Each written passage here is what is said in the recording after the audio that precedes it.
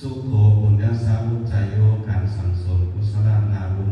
นำความสุขมาคือธัมโมสุจินโนสุขะธัมโมสุจินโนสุขะมหาวติธรรมที่ปฏิบัติดีแล้วนำความสุขมาคือธัมโมฮาเวรักขาติธรรมจารีธรรมะใดย่อมรักษาผู้ปฏิบัติธรรมจิตตังทันตังสุขาวาหังจิตดีฝึกดีแล้วนำความสุขมาคือนาทีปัญญาสมาอาภาแสงสว่างเสมอโดยปัญญาเหล่านี้ปัญญาณรานังรัตนังปัญญาเป็นเกี่ยวอันอาสืบของคุณทั้งหลายปัญญาวัดท่านเอนะไสยโย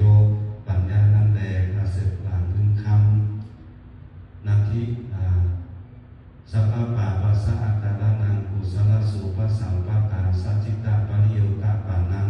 เอตังพุทธานาศาสนังการต่อกระทำบาปทั้งมวลการกระทำกุศลนาบุญคือเตรียมโทนการจำระจิตใจของตนคือสะอาดหมดสายพิษอันข้อนี้เป็นการสั่งสอนของพระพุทธเจ้าทั้งหลายอัปปมาโตอัปมาตังปะทังความบอกประมาทเป็นตั้งเบาตายดังนี้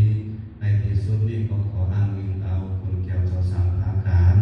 อันนี้พระพุทธเจ้าพระธรรมเจ้าพระสังฆเจ้าในคุณปกคุณในครูบาอาจารย์ญาคุณ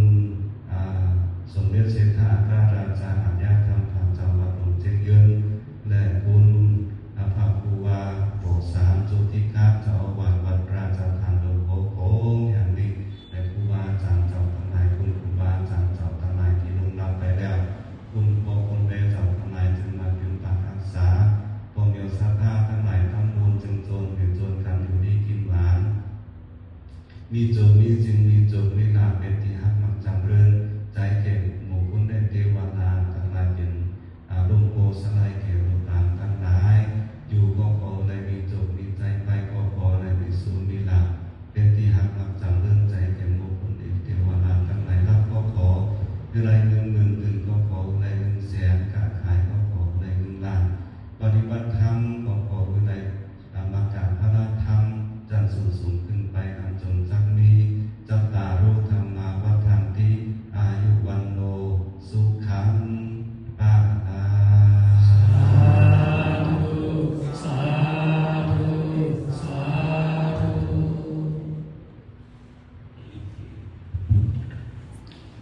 ขอให้ขอบคุณกับเรื่องจากเจ้าดร.มหาจอมตุลาติเทศนาเกี่ยวกับศรัทธาของเราทั้งหลายต่อไปขอที่เลยเจนขันบูชาธรรมเทศนาจอศรัทธาเก้าในวันนี้ไม่มีเบปานังแก้วเบปานังเงินตรงนี้จีวรนางเสาวันจึงเล็กเบใหม่นี่ก็เป็นจอศรัทธาเก้าในถ่ายตั้งเส้นแท้ขอเจริญอย่างไปสอนเจนต่อไปเป็นคณะธรรมสาขาฉาลงจิตตุงนำนิกรายรวมตา100,000 แถว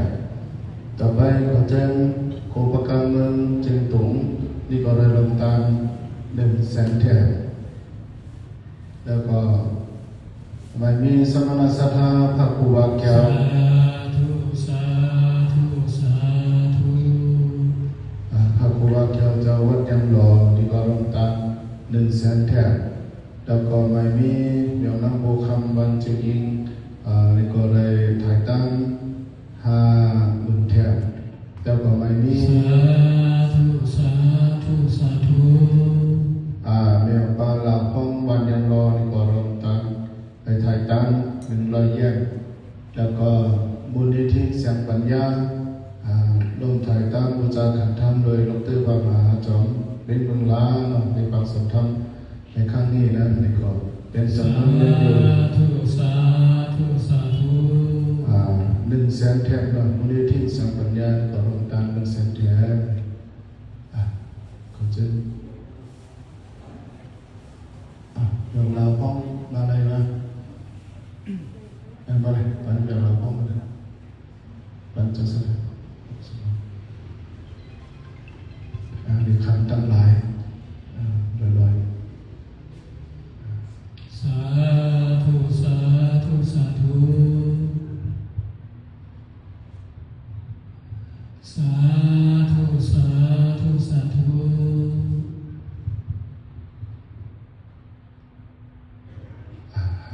รับศีลรับธรรมรับมหาปอนเดิน